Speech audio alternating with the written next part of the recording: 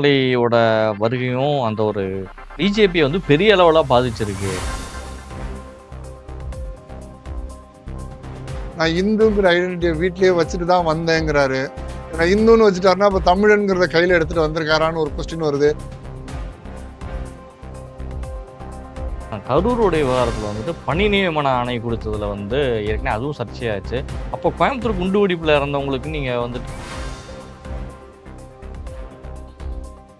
Even Nainar also வந்து ஒரு சில ஆளுநருக்கு மூவ் ஆகலாமாங்கிற அளவுக்குலாம் ஆமா, அவர் பேசுறாங்க. கேரளா ஆளுநர் வரப்போறாரு, ஆந்திரான்னு சொல்லி நிறைய அப்படின்னு ஒரு பேச்சுகள் நடைபெறுகிறது. ஸோ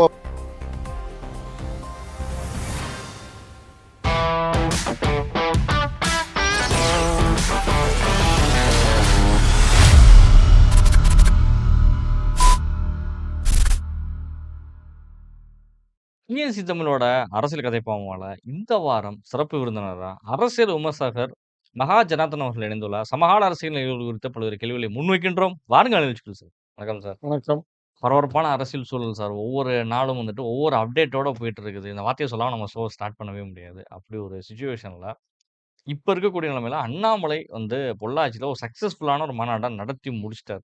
இப்ப அண்ணாமலைக்கான வாரமா இது மாறிடுச்சு. நிச்சயமாக. அண்ணாமலை வந்து ரொம்ப கரெக்ட்டா அந்த ஃபங்ஷன் நடத்தி முடிச்சுட்டாரு. ஒரு இளைஞர்களுடைய பட்டாளமும் அதிகமா இருந்துச்சு. நெறைய பெண்களும் அதுல வந்துட்டு பார்ட்டிசிபேட் பண்ணியிருக்காங்கங்கிறதையும் காட்டிட்டாங்க. 19,00,000 பேர் சேர்ந்துட்டாங்க. 50,00,000 பேரை தொடும்பொழுது ஒரு பெரிய அரசியல் இயக்கம் மாறும். 20 இது 2031 31 அரசியல் ஆட்சி அரசியல் மாற்றம் ஆட்சிக்கு வந்துருவோங்கிறத தெளிவாவே பேசிட்டாரு. இடைத்தேர்தல்ல உள்ளாட்சியில நிக்கிறதுக்கான வாய்ப்புகள் இருக்குது. எப்படி பார்க்குறீங்க? அதான் நீங்க சொன்ன மாரியே ஒரு நல்ல ஒரு கிரவுடு, தன்னெழுச்சியா வந்த கிரவுடா தான் அது இருக்கு. அதாவது பாரதிய ஜனதால எப்படி அமித்ஷா, மோடி அவர்கள் ஏன்னா ஒரு 3 ஸ்டேஜா பிரிச்சிருந்தாங்க. புதுசா. பார்க்கறதுக்கே வந்து ஃபுல்லி ஆக்குபைடு கிரவுடு தான். ஸோ அதாவது விஜய் இந்த மாரி போனாங்கன்னா எவ்வளோ கிரவுட் வரும்? அந்த மாரி ஒரு லீடர்ஸ் போறாங்க அப்படிங்கும்போது எந்த கிரவுட் வருமோ அந்த அளவுக்கு ஒரு கிரவுட இது பண்ணிட்டாரு. அதுவும் இல்லாம பொள்ளாச்சி இன்னொரு விஷயம் பார்க்கணும். பொள்ளாச்சியில கூட்டுன மாரி கூட்டம் வந்து இப்ப அடுத்து திருச்செந்தூர்ல நடக்குதா? திருச்செந்தூருக்கு சென்னையில வருமா? கடலூர்ல வருமா? கிருஷ்ணகிரியில வருமா? அனைத்து தமிழகத்துல உள்ள அனைத்து பகுதியிலயும் வருமாங்கிறது ஏன்னா பொள்ளாச்சிங்கிறது அவருடைய பெல்ட். பெல்ட் அப்படி. 2வது விஷயம் லோக்கல்ல இருக்கிற முன்னாள் மாவட்ட தலைவர் அவரு இறங்கி அதுலருந்து வெளில வந்து தனியா பண்ணியிருக்காரு. அவருக்குன்னு ஒரு மகளிர் சுய குழுக்கள் இருக்கு. அவங்களோட இது இருக்குங்கிறனால, ஒரு சக்சஸ்ஃபுல்லான ஒரு மீட்டிங்க பொள்ளாச்சியில அதாவது ஒரு பொது நிகழ்ச்சியாக அரசியல் கலக்காம அதுக்கு ஒரு போதை போதைப் பொருளை இது பண்ணுவோம் அப்படிங்கிறதுக்கு பண்ணி குடுத்துட்டாங்க. பட் இதே மாரி தொடர்ந்து பண்ண போறோம். நீங்க சொன்ன மாரி 50,00,000 பேர் என்னைக்கு சேருவாங்க? சேர்ந்த உடனே அரசியல் இதுவா பண்ண போறோங்கிறதெல்லாம் வந்து அ ஒரு ஒரு உத்வேகத்துக்காக அவங்க சொல்ற மாரி தான் இருக்கு. சரி அதே சொன்ன மாரி 2031ல ஆட்சி மாற்றம்ங்கிறது அந்த வார்த்தை ஏன் சொன்னாருன்னா, இருக்கிறவங்கள ஒரு உத்வேகம் படுத்தணும். வந்த கிரவுட வந்து கொஞ்சம் சியர் பண்ணணும். ஆட்சி மாற்றம் நடக்கலாம்னா என்ன நடக்கும்? இவரு அண்ணாமலை ஆட்சிக்கு வந்துருவாருன்னு அவர் சொல்லலல்ல. ஆட்சி மாற்றம் நடக்கும். இவங்களே இன்னும் திருப்பியும் வரலாம். அந்த மாரி சொல்லலாம். ஒரு சில விஷயங்கள் அதே மாரி இன்னொரு 1 வருஷத்துக்கு வந்து இவங்க எல்லாம் புதுசா வந்திருக்காங்க. இவங்கள பத்தி நாங்க எதுவுமே விமர்சிக்க பேச மாட்டோம். மாட்டோம், விமர்சனம் செய்ய மாட்டோம்னு சொல்லியிருக்காரு. 1 வருஷத்துக்கு விமர்சிக்க மாட்டோம் அப்டின்னா, எத விமர்சிக்க மாட்டீங்க? கருத்துக்கள தான் சொல்லுவோம் அப்படின்னு சொல்லியிருக்காரே தவிர, விமர்சனம் செய்ய மாட்டோம்னா, நல்ல விஷயங்கள் நடக்காம தீய விஷயங்கள் நடந்தா விமர்சிக்காம இருப்பாங்களா?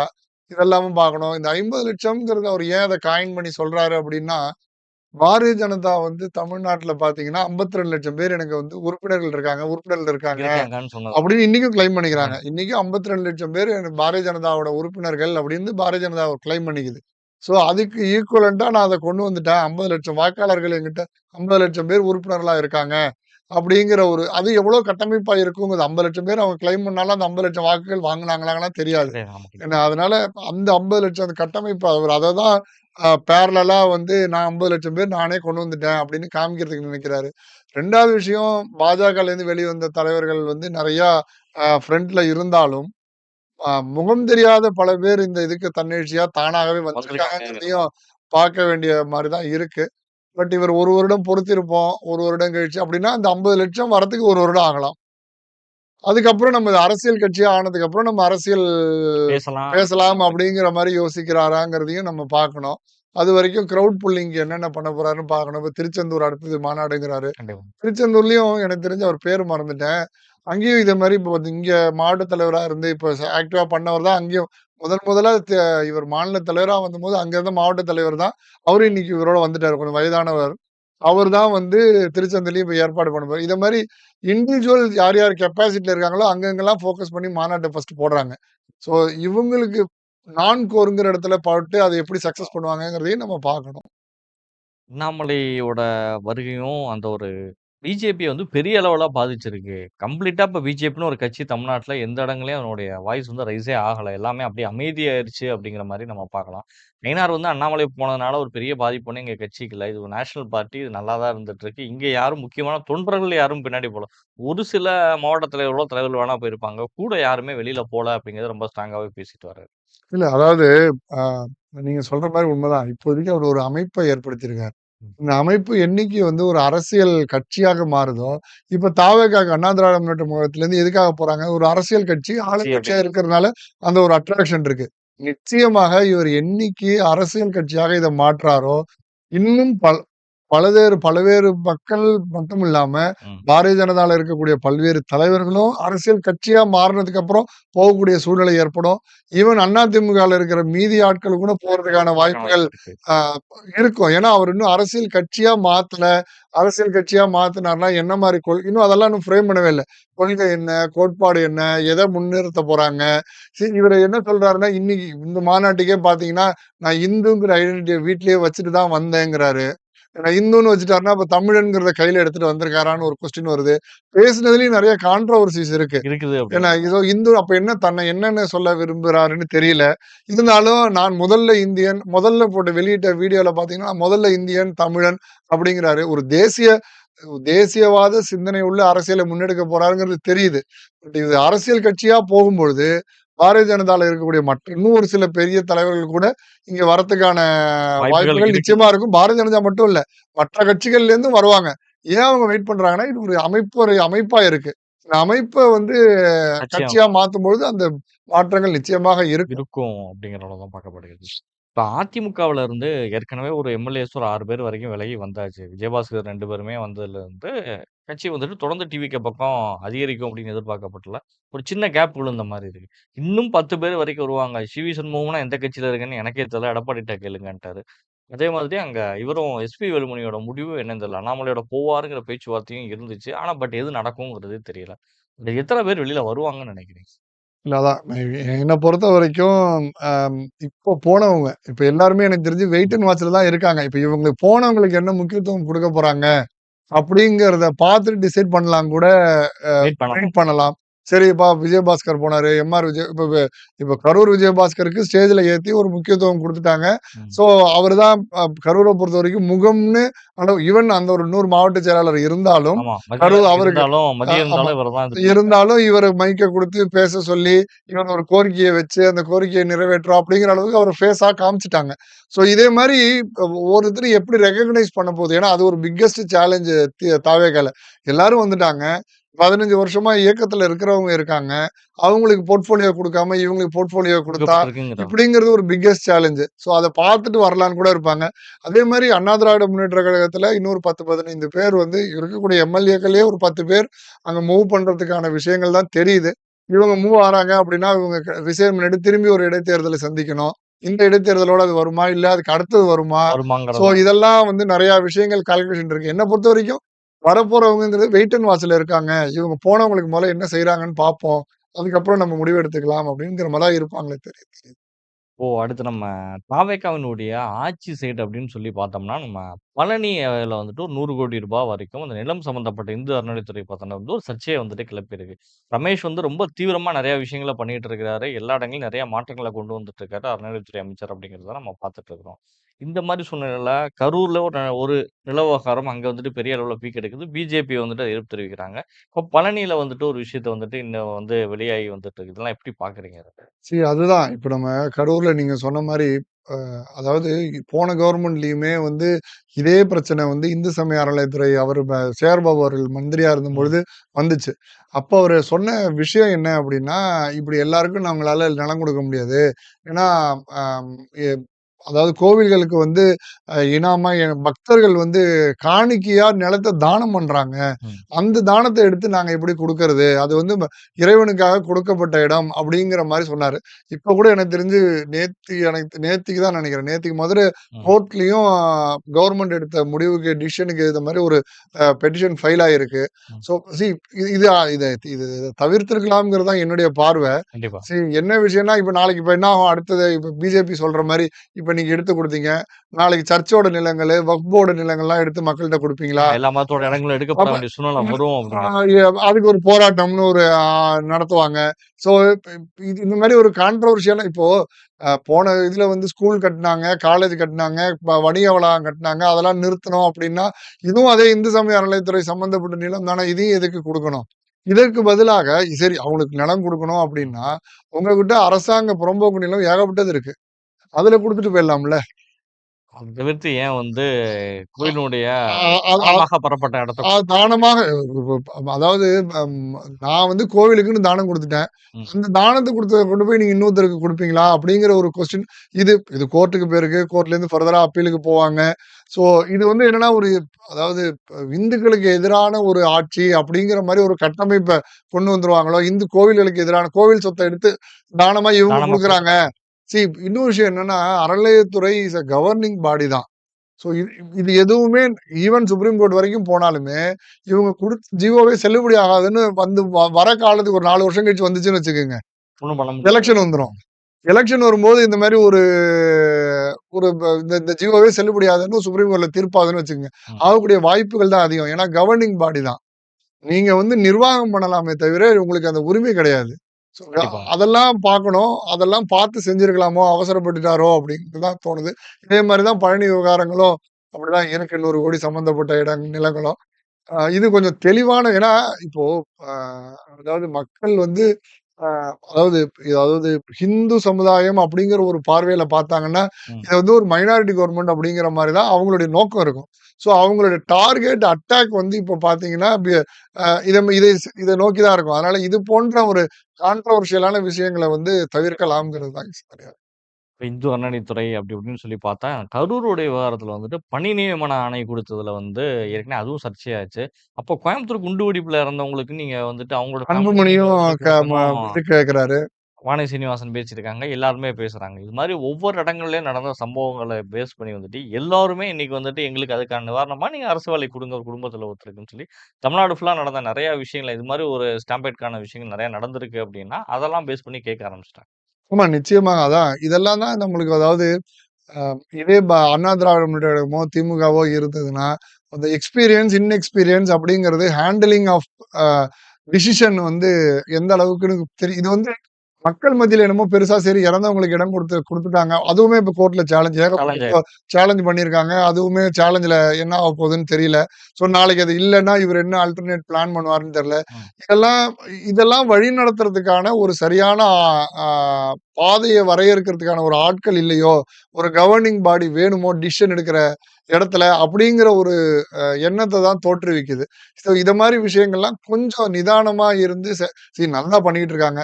வாட் எவர் இட் இஸ் 60 நாள், 70 நாட்கள் அப்படிங்கும்பொழுது நெறையா விஷயங்கள் மாற்றங்கள் தெரியுது அரசாங்க நடைமுறையில. ஸோ இந்த மாரி ஒரு கவர்ன்மென்ட் டிசிஷன் எடுக்கக்கூடிய இடங்கள்ல கொஞ்சம் நிதானமாக 2, 3 பேர் ஒரு சீனியர் எக்ஸ்பீரியன்ஸ்டு பெர்சன்னால ஒப்பீனியன் எடுத்துக்கிட்டு, இல்ல லீகல் கவுன்சில்ல ஒரு ஒப்பீனியன் எடுத்துக்கிட்டு, இது மாரி பண்ணலாம் அப்படிங்கிறது தான் பார்வையா இருக்கு. இருக்கு. பிஜேபியினுடைய தலைவரா யார் வருவார்? அப்படிங்கிற ஒரு கேள்வி வந்து எல்லார்கிட்டயுமே இருந்துட்டு இருக்குது. ஏன்னா, நயினார் நாகேந்திரன் இப்ப செயல்பட்டுட்டு இருக்காரு. நயினாருடைய மாற்றம் வேணும் அப்படின்னு சொல்லி நெறைய கட்சிக்குள்ளேயே வர்றதாவும் இருக்குது. எப்படி பார்க்குறீங்க? அதான் பிஜேபி பொறுத்தவரைக்கும் நயினார் நாகேந்திரன் ஏன்னா இப்போ நேஷனல் எக்ஸிக்யூட்டிவ் பாடிஸ் எல்லாமே புதுசா பொறுப்பாளர்கள போடப் போறாங்க. அடுத்த மாசம் அமைச்சரவையில மாற்றங்கள் இருக்கு. ஸோ இங்கேருந்து அமைச்சரவையில வந்து ஒரு சில பேர குடுத்துட்டு பார்ட்டில தேவையில்ல பொசிஷன் கண்டிப்பா. பண்ணுவாங்க. ம். பார்ட்டிலேருந்து ஒரு சில பேர அமைச்சரவைக்கு கொண்டு வரப் போறாங்க. ஸோ அந்த இத பேஸ் பண்ணி இங்கேயும் நிச்சயமாக மாற்றம் இருக்கும் அப்படிங்கிறது தான் எதிர்பார்க்குறாங்க. ஈவன் நயினார் ஆல்சோ வந்து ஒரு சில ஆளுநருக்கு மூவ் ஆகலாமாங்கிற அளவுக்குலாம் ஆமா. அவரு பேசுறாங்க. கேரளா ஆளுநரா வரப்போறாரு, அ அ ஆந்திரான்னு சொல்லி அப்படி நெறைய ரூமர்ஸ் அப்படின்னு ஒரு வந்துட்டு இருக்கு. பேச்சுகள் நடைபெறுகிறது. ஸோ இத பொறுத்து என்ன பொறுத்தவரைக்கும் ரேஸ்ல அப்படின்னா இனிமே வந்து இப்போ இப்போ தேசிய தலைவரும் பார்த்தீங்கன்னா 45, 46 வயசுல இருக்கிறவர் தான். இளைஞர் ஸோ தான் அதனால ஒரு ஏஜ் தான். இளைஞர்களுக்கு தான் புதுசா இங்க வாய்ப்பு கண்டிப்பா. குடுப்பாங்க. அதே மாரி அதுவும் இல்லாம இவ்வளோ நாள் இப்படியே போயிட்டோம். இப்போ வந்து என்னன்னா, தமிழ்நாட்டுல ஒரே ஒரு விஷயம் தான் நம்ம புரிஞ்சுக்கணும். பாரதிய ஜனதா வளரணும் அப்படின்னா, சித்தாந்த அடிப்படையில வளரதான் இன்னைக்கு ஸ்கோப் நெறையா இருக்கு. ம். ஏன்னா திராவிட முன்னேற்ற கழகமும் இல்ல, அண்ணா திராவிட முன்னேற்ற கழகமும் இல்ல. தாவேகா தன்னோட கொள்கை எதிரியாவே பாரதிய ஜனதாவ சொல்லுது. சொல்லுதுங்கிறோம். நீங்க அரசியல் பண்ண வேண்டியது அப்படிங்கிறது தாவேகாவ எதிர்த்து தான். ம். தாவேகாவ எதிர்த்து கொள்கை எதிரியா சொல்லக்கூடிய பாஜக சித்தாந்த அடிப்படையில தான் வரணும். அதன் அடிப்படையில நான் கேள்விப்பட்டது என்னன்னா, ஆ இந்த ஏற்கனவே கன்வென்ஷனலா பாரதிய ஜனதால பொறுப்புல இருக்கிறவங்க இல்லாம, என்ன சங் பரிவார் அமைப்புகள், அதாவது இந்து முன்னணி, விஎச்பி, இந்த இல்லாம பொறுப்புல யாராவது ஒருத்தவங்கள எடுத்து இதே மாரி தான் ஏற்கனவே டெஸ்ட் பண்ணியிருக்காங்க. கேரளால பார்த்தீங்கன்னா, கேரளால வந்து கும்மண்ணம் ராஜசேகர்ன்னு இருந்தார். ம். அவர் இந்து வேதிகைன்னு அங்க ஒரு இந்து முன்னணி இங்க இருக்கிற மாரி, அங்க இந்து வேதிகைன்னு ஒரு அமைப்பு லோக்கல் இருக்குது. பாடி. அந்த பாடியில பிரசிடென்ட் விஎச்பில அதுலலாம் பொறுப்புல இருந்தவர் அவர். அவர கொண்டு போய் திடீர்னு ஸ்டேட் பிரசிடென்ட் ஆக்கினாங்க பிஜேபில. அவர் வந்த உடனே என்னமோ ரீகெயின் ஆன மாரி நெறையா ஜெயிச்சாங்க. அது வந்து கொள்கை ரீதியான ஒரு முடிவெடுக்கணும். ம். அப்படிங்கிற ஒரு சிச்சுவேஷன் அங்க வந்துச்சு. ஏன்னா Congress, communist, minority minority politics இப்படின்னு பாலிடிக்ஸ் ஓடிட்டு எல்லாம் இருந்தபோது, ஹிந்துத்துவாவ கொண்டு வந்து முன்னிறுத்தணும் அப்படிங்கிறதுனால அந்த கும்மனம் ராஜசேகர் அவர் திரும்பி அதுக்கப்புறம் வந்ததுக்கப்புறம் அவர் கவர்னர் முதற்கொண்டு பொறுப்பு குடுத்தாங்க. ம். கவர்னர் ஆயிட்டு வெளில வந்தாரு. திருப்பி பார்ட்டில இப்படி இருந்தாரு. அதே மாதிரி ஹிந்து அமைப்புகள்லேருந்து யாராவது ஒருத்தர தலைவராக்கலாம் அப்படிங்கிற ஒரு பேச்சுவார்த்தையும் ஆ ரொம்ப தீவிரமா போயிட்டு போயிட்டு இருக்கு. இருக்குது அப்படிங்கிறது தான். அதே மாரி இளைஞர்கள் மத்தியில் இளைஞர்களா யாராவது ஒருத்தர தலைவரா போடணும். ம். அப்படிங்கிற இப்ப வானதி அவர்களுக்கு வாய்ப்புகள் அதிகமா இருக்குன்னு தான் சொல்றாங்க.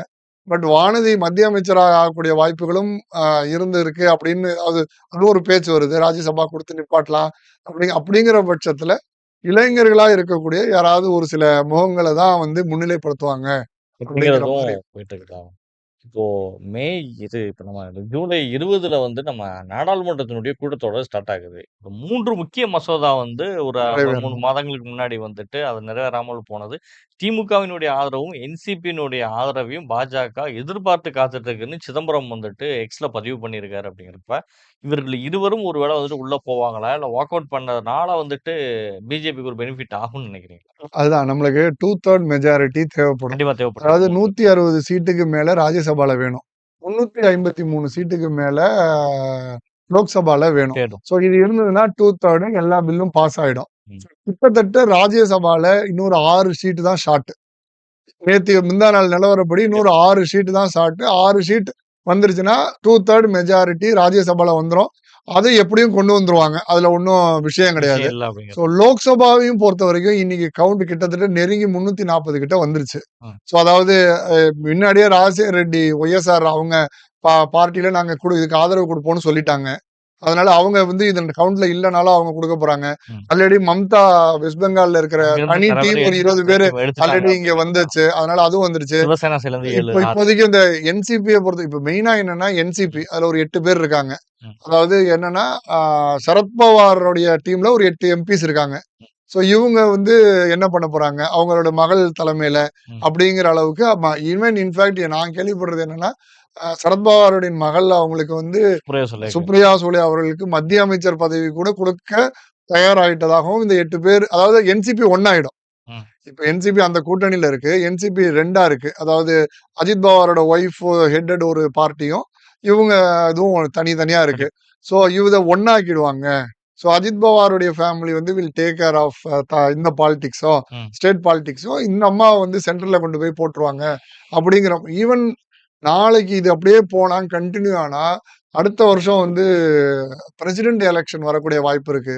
சரத்பவார் அதுக்கு கூட ட்ரை பண்ணலாம் முன்னிலைப்படுத்தலாம். அப்படிங்கிற அப்படிங்கிற முன்னேற்பாடு ஒரு பண்ணலாம். இதுல ஆல்மோஸ்ட் அவங்களும் அலைன் ஆயிட்டாங்க. ஏன்னா ஒரு பிரயோஜனமும் இல்ல அப்படிங்கிறதெல்லாம். ஏன்னா ஏற்கனவே சிவசேனால இருந்து ஒரு 8 பேர் இங்க வந்துட்டாங்க. ஷிண்டே பாலிடிக்ஸ்க்கு வந்துட்டாங்க. கண்டிப்பா. சோ இதெல்லாம் கவுண்ட் ஆகும்போது கிட்டத்தட்ட ஒரு 10, 15 சீட்டு தான் மைனஸ் ஆகும் 2/3க்கு. ம். அப்ப திமுக வந்து கிரிட்டிக்கல் ஆயிடும். ஏன்னா 20 சீட் வச்சிருக்காங்க. என்ன பண்ண போறாங்கன்னு ஒரு பார்வை வரும். அவங்க வெளிநடப்பு செஞ்சாலே எனக்கு தெரிஞ்சு 2/3 கிளியர் ஆயிடும். சோ ஆல்மோஸ்ட் அதை நோக்கி தான் பயணப்பட்டுட்டு இருக்காங்க. அது எனக்கு தெரிஞ்சு அச்சீவும் பண்ணிடுவாங்கன்னு தான் தெரியுது. சார். இப்போ இருக்கக்கூடிய இந்த சிச்சுவேஷன்ல பார்த்தீங்கன்னா, கம்யூனிஸ்ட் கட்சிகள் வந்துட்டு நாங்க இடதுசாரிகள் இடம் பெற மாட்டோம்ன்னு தான் ஏற்கனவே சொல்லியிருந்தாங்க கூட்டணி ஆட்சியில.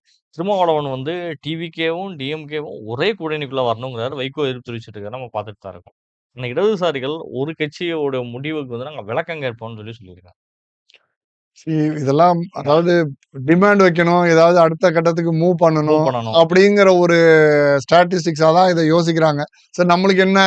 அப்படின்னு ஒரு டிமாண்ட் வைக்க ஆரம்பிக்கலாம். நம்மளுக்கு ஏதாவது ஒரு வாரியம் அது மாரி ஏதாவது போகலாம். கிடைக்கும் அப்படிங்கிற மாரி. கிடைக்கும். ஏன்னா நம்ம ஆட்சியில பங்கு பெறல. அந்த மாரி ஒரு யோசனையில இருக்கிறதுனால, ஸோ இந்த மாரி ஏதாவது மூவ் ஆகலாம் அப்படிங்கிற ஒரு சின்ன இனிமே கம்யூனிஸ்ட்டுகள் திரும்பி திமுகவுக்கு போறதுங்கிறது நடக்காத சாத்தியம் கிடையாது. சாத்தியம் இல்ல அப்படி. காங்கிரஸும் இங்க போறதுங்கிறது நடக்காத விஷயம். திரும்ப மேபி இப்படி இப்படின்னு வேவரிங்கா இருக்காரு. பட் இதுவுமே எனக்கு தெரிஞ்சு இந்த இடைத்தேர்தல் வந்து ஒரு நல்ல ஒரு கம்ஃபர்டபுள் பொசிஷனுக்கு வந்துட்டாங்கன்னா, எனக்கு தெரிஞ்சு தாவேகா தலைமையிலேருந்து ஒரு ஃபர்மான டிசிஷன் எடுங்கன்னு அ தி த திருமா அவர்களுக்கு ஒரு பிரஷர் குடுப்பாங்கங்கிறது தான் தெரியுது. எல்லாமே நெகோசியேஷன் பாயிண்ட்ல இருக்கிறதுனால, நெகோசியேஷன் ஃபேக்டருக்காக தான் இத பேசுறாங்களோங்கிற ஒரு ஃபீல் இருக்கு. இப்போ கூட்டணி ஆட்சி அப்படிங்கிறதுல பார்த்தீங்கன்னா, நமக்கு திமுக தரப்புல வந்துட்டு கூட்டணி கட்சிகள்னு சொல்லி யாருமே இல்ல. ஆனா சீமான் பொது வேட்பாளரா அறிவிக்கப்படுவார். ஆனா அன்னைக்கு பேனாசிலைய உடைக்கணும்னு சொன்ன சீமானுக்கு பொது வேட்பாளர் குடுக்க திமுக தயாரா இருக்குன்னு சொல்லி திருமாவளவன் ஒரு இடத்துல பேசியிருக்காரு. குற்றச்சாட்டு நேரடியாவே அவரும் வைக்கிறார். நாங்கள் இன்று வந்து உங்களுக்கு வேண்டாதவர்களா ஆகிவிட்டோம் அப்படிங்கிறத எப்படி பார்க்குறீங்க? இல்ல அதான் திருமா அ ப அதாவது அப்படின்னா வந்து திருமா ஏற்கனவே எவ்வளோ பேசியிருக்காரு. அதெல்லாம் எடுத்து கன்சிடர் பண்ணணுமாங்கிறதும் பார்க்க வேண்டியதா இருக்கு. ஸோ பொது வேட்பாளர் அப்படிங்கிறது வந்து ஒரு ஒரு நல்ல முன்னெடுப்பு தான். முன்னெடுப்பு அப்படிங்கிறது. நல்ல முன்னெடுப்பு தான். பட் எல்லா தொகுதியிலயும் நிப்பாட்ட முடியாது. ஏதாவது ஒரு தொகுதியில தான் சீமான நிப்பாட்ட முடியும். சீமான் சட்டமன்றத்துக்கு வர்றது அப்படிங்கிறதும், அவர் வந்து அவர் பேச்சு எந்த அளவுக்கு வந்தா என்ன பண்ணிட எடுபடும். போறாரு? ஆமா கண்டிப்பா அது இருக்கு. வந்து என்ன பண்ணிட போறாரு? அப்படிங்கிறதும் ஒண்ணு இருக்கு. அவர் ஒண்ணும் தனியா போய் என்ன பண்ண போறாரு? அந்த கேள்வியும் இருக்கு. அப்படிங்களும் இருக்கு. ம். ஸோ ஒரு 10, 15 பேர் அப்படியா இருந்தாலும் அதுல என்ன இப்ப இப்ப இவங்க என்ன பண்றாங்க? விஜயகாந்த், பிரேமலதா பிரேமலதா அவர்கள் வந்து என்ன பண்றாங்க? அன்புமணி என்ன பண்றாங்க? ம். ஸோ அவங்கலாம் ஒரு மாரியா பேலன்ஸ்டா பேசிட்டு தான் போறாங்களே தவிர, எதிர்த்தும் பேசுறதில்ல, கமெண்ட்டும் பண்றதில்ல. ஸோ அதே ஸ்டாண்ட் எடுத்து அவரும் போயிட்டாரு. என் தம்பி விஜய் முதல்வரா இருக்காருன்னு இவரும் ஒரு இவரும் கால் போயிட்டாலும் எடுத்துட்டாருன்னா, வாய்ப்பு இருக்குது. அதனால அது ஒண்ணும் இல்ல. பட் திருமாவளவன பொறுத்தவரைக்கும் திருமாவளவன் வந்து இந்த மாரி விஷயங்கள வந்து கூடுமான வரைக்கும் கமெண்ட் பண்ணியே வா அரசியல் நடத்தணும்னா முடியாது.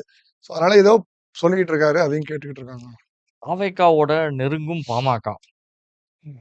அன்புமணி, சௌமியா அன்புமணி அந்த ஒரு நீர் மேலாண்மை பத்தி பேசுறப்பலாம் போயிருக்காங்க. எல்லா விஷயத்துக்கும் பண்ணியிருக்காங்க. இவர்கள் நெருங்குற ஒரு காரணத்தினால தான் திருமா வந்து நெகட்டிவான ஸ்டேட்மெண்ட்ஸ் நெறைய குடுக்குறாருன்னு சொல்ல வர்றத எப்படி பார்க்குறீங்க? இல்ல அதான் இப்போ நீங்க பார்த்தீங்கன்னா, இதுல பாமகல ஸ்ப்ளிட் இருந்துச்சு. ஒரு மருத்துவர் ராமதாஸ் அவர்கள வந்து அன்புமணியும் அவர்களும் போய் பார்த்துட்டாங்க. கண்டிப்பா. இன்னைக்கு கூட எனக்கு தெரிஞ்சு அவர் போய் இந்த அடுத்தது 50 ஆண்டுகளோ ஏதோ 40 ஆண்டுகள் ஆமா 40வது வருதுன்னு நெனைக்கிறேன். ஆண்டுகளுக்கான விழா விழா நடக்குது. நடக்கிறதுக்கு அதுக்கு 30ஆம் தேதி ஏதோ தொடர்ச்சியா பேச போயிருக்காங்க. அது கண்டிப்பா. விஷயமா ஏதோ பேசுறாங்க. ம். ஸோ அதனால 2 பேரும் ஒண்ணா சேர்ந்துட்டாங்க. ம். அப்படிங்கிறது இருக்கு. இந்த சமயத்துல இத ஏதாவது ஒண்ணா சேர்ந்துட்டாங்கன்னா, எல்லாரும் ஒண்ணா சேர்ந்துட்டாங்கன்னா, திருப்பி ரீகெயின் ஆயிடும். ம். 2வது விஷயம் எனக்கு தெரிஞ்சு பாமக போக மாட்டாங்க அப்படிங்கிறது தான் ஒரு இது பார்வையா இருக்கு. முக்கியமான ஏன்னா விஷயம். ராஜ்யசபா சீட்டு குடுத்துருக்காங்க. ம். அங்க ஒரு எக்ஸ்பெக்ட் பண்றாங்க.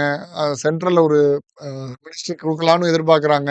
ஸோ அதனால அதையும் மீறி பாமக வந்து தாவேகா பக்கம் போகாதுங்கிறது தான் இருக்குமே தவிர, நியூட்ரலைஸ்டான ஒரு டிசிஷன் எடுத்து அப்படியே இங்கேயும் இல்ல, அங்கேயும் இல்லங்கிற மாரி அப்படியே கன்டின்யூ பண்ணிடுவாங்கங்கிறது இருப்பாங்க தான். அப்படிங்கிறது தான். ரொம்ப ஒரு முக்கியமான விஷயம் என்னன்னா, பட்ஜெட் செஷன் வந்துட்டு இப்ப ஆ. கூட போகுது. ஏன்னா, இப்ப டோட்டலாவே வந்துட்டு அசெம்பிளி வந்து 2 தடவ வந்து கூடுனது. அதுக்கு முன்னாடி பதவியேற்பு விழா நடந்துச்சு. ஒரு மெயினான ஒரு மோதலுக்கான ஒரு வாய்ப்பு வந்து பட்ஜெட் செஷனும், அதனுடைய கேள்வி நேரங்கள்ல தான் வரும். பட்ஜெட்டோட எதிர்பார்ப்பு எப்படி இருக்குதுன்னு தான் பார்க்கணும். அதான் பட்ஜெட்டோட எதிர்பார்ப்பு அப்படிங்கும்போது, இதுல ஒண்ணு சொல்லணும். அண்ணாமலை ஸ்டேஜ்ல இது அண்ணாமலை பேசினதுனால ம். சொல்றேன்.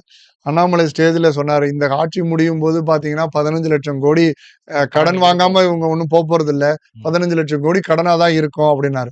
ஸோ அவரு சொல்றத பார்த்தா என்னன்னா, 13,10,000 கோடி கடன் இருக்குன்னு வெள்ளை அறிக்கையில சொல்ட்டாங்க. ம். 2,00,000 கோடி தானே. போன கவர்மெண்ட்ல ஆல்மோஸ்ட் டபுள் பண்ணாங்க.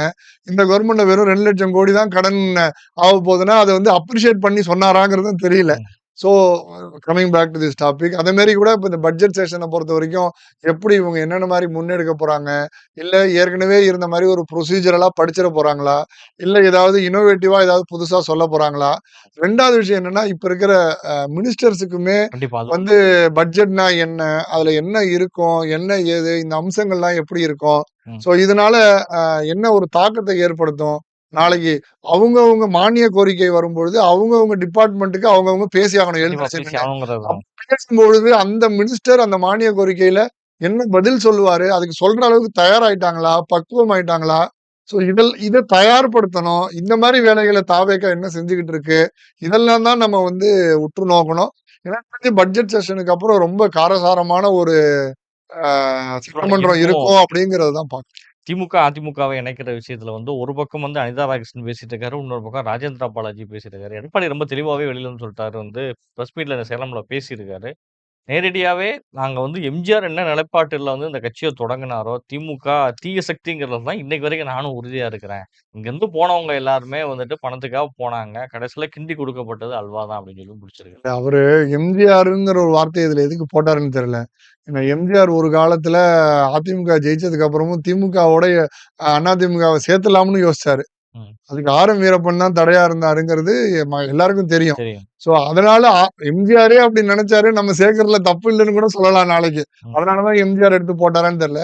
அது அது விஷயம் இல்ல. ம். பட் இருந்தாலும் எம்ஜிஆர் திமுக தீய சக்தி அதை எதிர்த்து தான் பண்றோம் அப்படிங்கிறதெல்லாம் இருந்தாலும் நாளைக்கு தாவேகா, அண்ணாமலை அப்படின்னு ஒரு ஃப்ரண்ட் நிக்கும் பொழுது, வரும்பொழுது கண்டிப்பா. வரும்பொழுது என்ன மாரி முடிவெடுக்க முடியும்? ஏன்னா திமுக என்னதான் இருந்தாலும் இன்னைக்கு வந்து கட்டுக்கோப்பா இருக்குன்னு தெரியுது. பட் அவங்க எந்த அளவுக்கு திரும்பி இதுல என்ன விஷயம்னா, திமுகவோட பிக்கெஸ்ட் அட்வான்டேஜே பணம். பட் அந்த மாரி பாலிடிக்ஸ வந்து இப்ப மாத்திட்டாங்க தாவேகா. அத வந்து ஏத்துக்கணும்.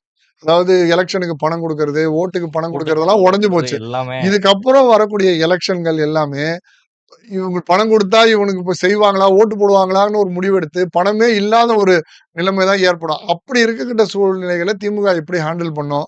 ஸோ இந்த மாரி ஒரு கிரிட்டிக்கலான ஒரு சிச்சுவேஷனா இருக்கும். பட் அத எப்படி ஹேண்டில் பண்ண போறாங்க? திமுக, அதிமுக, திமுக கூட்டணிங்கிறது வாய்ப்பு இருக்காது. ஒண்ணா சேர்க்கறதுன்னு இருக்காது. இவங்கள கரைச்சது போக மீதி இருக்கிறவங்க அங்க போவாங்களான்னா, இப்ப அங்க போனவங்களே நல்ல மனநிலையில இல்ல. ஓபிஎஸ்மே வெளியில போலாமாங்கிற விரக்தியில மாரி தான் ஒரு இருக்கிறாருங்கிறது ஒரு தான் ஒரு விரக்தியில தான் இருக்காரு. ஒண்ணும் கண்டிப்பா. பதவியும் குடுக்கல, ஒண்ணும் குடுக்கல அப்படிங்கிற மாரி ஒரு இதுவா இருக்கு. ஸோ ரீவேம்ப் நடக்குமான்னு தெரியல. ஸோ ம். இதனால ஜெல் ஆவாங்களான்னும் தெரியல. இத்தன நாள் கண்டிப்பா. எதிர்த்து பண்ணுவாங்கன்ட்டு பார்ப்போம். நிச்சயமா சார் உங்களுடைய நேரங்களை ஒதுக்கி டிஎன்சி பல்வேறு கேள்விகளுக்கு பதில் தந்ததுக்கு நன்றி சார். வணக்கம்.